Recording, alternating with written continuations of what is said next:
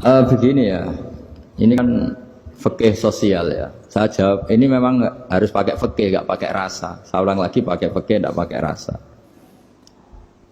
Waktu sholat itu kan banyak ya, diantaranya maghrib dan isya, duhur dan asar, terus subuh sendiri. Ya, ben sampean belajar fikih, orang belajar tasawuf ya. Nah, kalau subuh itu tidak ada toleransinya kalau waktunya sudah tinggal 10 menit karena tidak ada jamak.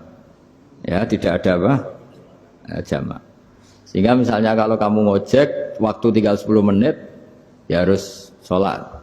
Tapi kalau sekedar dengar azan ya, ini penanyanya kayaknya itu teman kamu, jadi fikihnya kayak kamu, gak jelas. Azan itu kan bukan akhir waktu sholat. Azan itu bukan akhir waktu sholat, tapi awal sholat. Itu tidak harus super Grab, tidak harus super Gojek. Meskipun kamu makan ada azan ya teruskan saja, kan tidak akhir waktu sholat. Anda menerima tamu, gendong anak, atau sedang nyupir, atau sedang bercengkrama sama teman. Kalau ada azan ya nggak apa-apa, misalnya diteruskan. Kan bukan akhir waktu sholat. Yang benar-benar harus ditinggalkan itu kalau waktu sholat misalnya tinggal 7 menit. Atau tinggal 8 menit. Waktu yang mau tidak mau kamu harus tasarrufkan, kamu peruntukkan injury time itu sih. Injury time. Nah, gitu aja kok gak tahu ya. Nah, lalu misalnya, kalau pertanyaan tadi mestinya kelasnya itu kelas afdoliyah. Utamanya gimana? Kalau wajibnya belum ada karena kan waktunya masih panjang. Jadi pertanyaannya bukan wajibnya tapi sebaiknya karena ini semuanya belum mendesak kan? Andai kan kamu teruskan nganter barang kan tidak ada jaminan waktunya habis. Padahal kalau kamu memaksa sholat, mungkin citra kamu sebagai supir Grab tidak baik karena dianggap mengabaikan konsumen. Nah, terus kedua menyangkut jarak. Oke, seperti itu. Nah, sekarang kalau pertanyaannya dibalik, makanya yang dibalik ini agak ribet. Waktu sholat tinggal 8 menit. Ada konsumen yang minta diantarkan saat itu dan acaranya ke mall happy-happy, maka fatwa kita sebagai ahli fikih ya tantang saja, saya mau sholat dulu, kalau nggak sabar ya silakan cari yang lain kalau acaranya ke mall. Tapi kalau acaranya kelahiran atau transfusi darah atau mau nganterin darah ke pasien yang sudah koma, maka kita langsung, karena ibadah sosial itu didahulukan mengalahkan ibadah yang haknya Allah. Karena Allah itu zat yang tidak butuh ibadah kalian. Tapi kalau pasien ini kalau nggak nang kesampaian darahnya mati misalnya. Jadi kemana Allah lebih apian lah gitu. Makanya masyhur kalau dalam fikih hak Allah sama hak adami ini dimenangkan hak adami. Tapi bukan karena Allah kita kalahkan. Allah tidak butuh itu semua.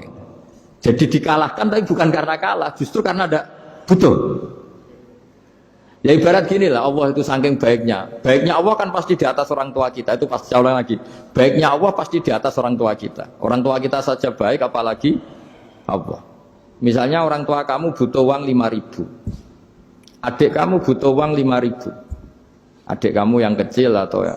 Kira-kira orang tua kamu tuh nyuruh dikasihkan beliau ke adik kamu. Kira-kira saja. Ke adik kamu. Nah Allah itu saking baiknya. Hal yang terkait Allah, misalnya tadi sholat tepat waktu sama ibadah sosial itu disuruh ibadah sosial karena ini kalau nggak kesampaian transfusi darahnya atau apalah atau kamu dokter yang harus mengurus operasi waktunya tinggal 5 menit kamu harus ngoperasi pasien dulu karena Allah bisa menerima sholat kamu. Nah tak terangkan lagi ini fikih terus. Lalu sholat yang apa?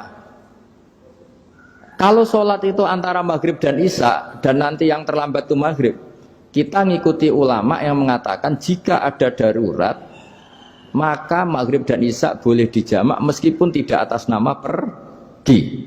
Kan jarak kamu kan tidak jarak masafatu qasrin. Artinya apa? Misalnya saya dokter harus operasi, waktu saya tinggal 8 menit mau maghrib, ternyata harus ada operasi. Kalau saya nggak nangani mati, saya harus operasi.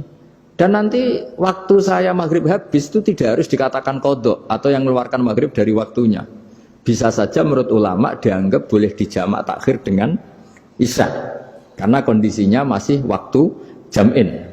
Begitu juga zuhur dengan asar. Tapi kalau waktunya itu asar, tinggal 8 menit, kemudian harus ada operasi. Ya kita operasi, waktu asar kita mundur sampai maghrib, namanya kodok yang dimaafkan Allah. Ya namanya tetap kodok, karena asar gak bisa dijamak dengan maghrib. Jadi ini fikih ya, jadi jawabnya harus jelimet. Jadi saya ulang lagi ya, tadi kan pertanyaannya dengar adzan. Kalau adzan kan waktunya masih panjang, apalagi misalnya maghrib kan waktunya kan taruh saja ada waktu seperempat jam. Ternyata andekan kamu antar hanya butuh waktu 7 menit, kan nggak ngefek sama sekali. Saya nyanda. Nyanda. Ya, gitu.